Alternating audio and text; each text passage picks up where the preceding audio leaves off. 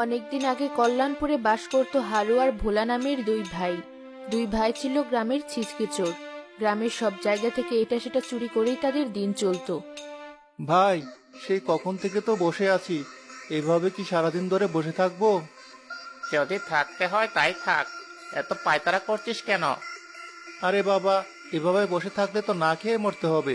সময় পেরিয়ে যাচ্ছে, অথচ এখনো একটা কিছু চুরি করতে পারলাম না। চুরি এত সহজ জিনিস নাকি? চুরি হলো একটা শিল্প। সেই শিল্পকে তো আর যেমন সেমন ভাবে ব্যবহার করা যায় না। আর যদি তা করিস তবে মার একটাও মাটিতে পড়বে না। কলসিটা তো কলপারে নিয়ে এলাম, কিন্তু বাসনগুলো আনতেই তো ভুলে গেছি। গিয়ে নিয়ে আসি।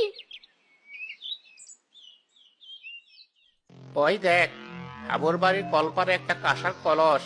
আর হাবুর বউ ঘরের ভেতরে চলে গেল। যদি একবার হাতিয়ে নিতে পারি তাহলে বেশ কিছু টাকা পাওয়া যাবে। কিন্তু কলপার তো বাড়ির সাথে, ওখান থেকে কি করে নেব ওটা? আর বউ তো এখনই চলে আসবে। আরে বোকা, এটাই তো চুরির শিল্প। আমি গিয়ে হাবুর বউকে সামলাচ্ছি। তুই এদিক থেকে কলসিটা সরিয়ে ফেলবি, বুঝলি তো? ঠিক আছে ভাই। ভাবি, ও ভাবি, হাবু ভাই কোথায়? কোথায় আবার? কাছাকাছি। কেন? কোনো দরকার আছে? তাহলে আমাকে বলুন। না না, ও আপনাকে বলতে হবে না। আচ্ছা, আমি না হয় পরে আসবো। এখন তাহলে আমি যাই। আচ্ছা, ঠিক আছে। এ কি? আমার কলসিটা কোথায় গেল? এই তো কেবল রেখে গেলাম। ওই চোর তো আমার বাড়ি দিয়ে এসেছিল।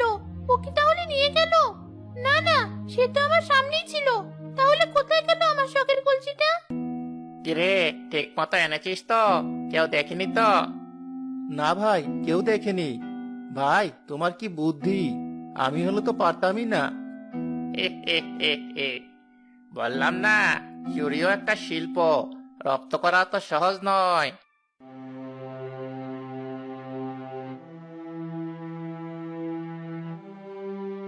ভাবি, সকাল সকাল এমন পেঁচার মতো মুখ করে বসে আছো কেন? এখনো তো ওরা দুই ভাই এটা সেটা ভালোই চুরি করে আনি। তা থাকবো না। দুই ভাই শুধু এটা ওটা চুরি করে আনি। ওসব বেচে তো নুন আনতে পান্তা ফুরিয়ে যায়। ও দিয়ে কিছু হয়? কদিন একটু ভালো মন্দ কিছু খাই না। আগে তাও বাপের বাড়ি গিয়ে ভালো মন্দ খেয়ে আসতাম। এখন বাবা মা মরে গেছে। ভাই আর ভাইয়ের বউরা ভালো কিছু তো দূরের কথা, গেলেই মুখ বিষিয়ে থাকে। সেখানেও কিছু খেতে পারি না। শেষ কবে ভালো কিছু খেয়েছি মনে পড়ে না। তা তুমি ঠিকই বলেছো। আমারও অনেকদিন একটু ভালো কিছু খেতে মন চাইছে। এসব শাকপাতা খেয়ে খেয়ে আমারও কেমন মুখ পাঁচে হয়ে গেছে। আচ্ছা ভাবি, এক কাজ করলে কেমন হয়? কি কাজ?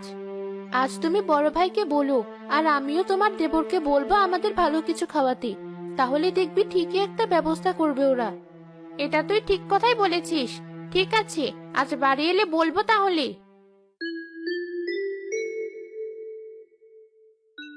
বিয়ের দিন তো ঘনিয়ে এলো। কাকে কাকে দাওয়াত দেবে, সে বিষয়ে কি কিছু ভাবলে? আমি আর কি ভাববো বলো? আমার একমাত্র মেয়ের বিয়ে। সে যা চাইবে তাই হবে। তা আমার মেয়ে কোথায়? ডাকো তাকে।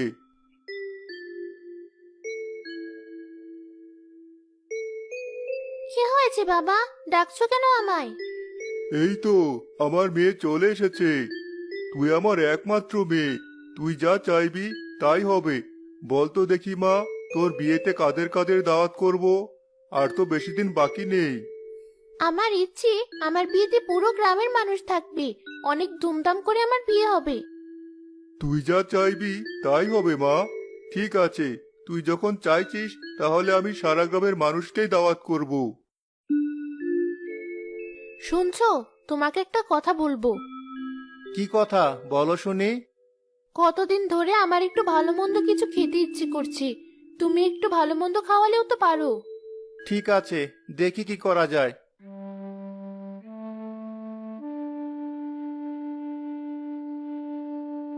সেই কখন থেকে দেখছি এমন গাল ফুলিয়ে বসে আছো। কি হয়েছে তোমার? কি আর হবে? বড় সাজ জেগেছে আমার ভোজন খাবার, কিন্তু তুমি আমার কথার কোনো গুরুত্ব দিচ্ছ না। কি সব সময় তুমি খাই খাই করো বুঝি না। এত কিছু চুরি করে এনে দেই, তাও তোমার মন ভরে না। তুমি আমাকে এভাবে বলতে পারলে? একটু খেতে চেয়েছি বলে তুমি আমাকে এসব বলবে? আচ্ছা, জ্বালায় পড়া গেল তো কি করা যায়? শুনছো গিন্নি, গ্রামের সবাইকে তো দাওয়াত করব, কিন্তু হারু আর ভোলা চোরকে দাওয়াত দেব না। যা চোর ওরা দুই ভাই, কি রেখে কি চুরি করে নিয়ে যাবে তার ঠিক নেই। সে তুমি ঠিকই বলেছ, ওদের দাওয়াত দিতে হবে না। ওদের বাদ দিয়ে বাকি লোকদের তাহলে দাওয়াত দিয়ে দাও।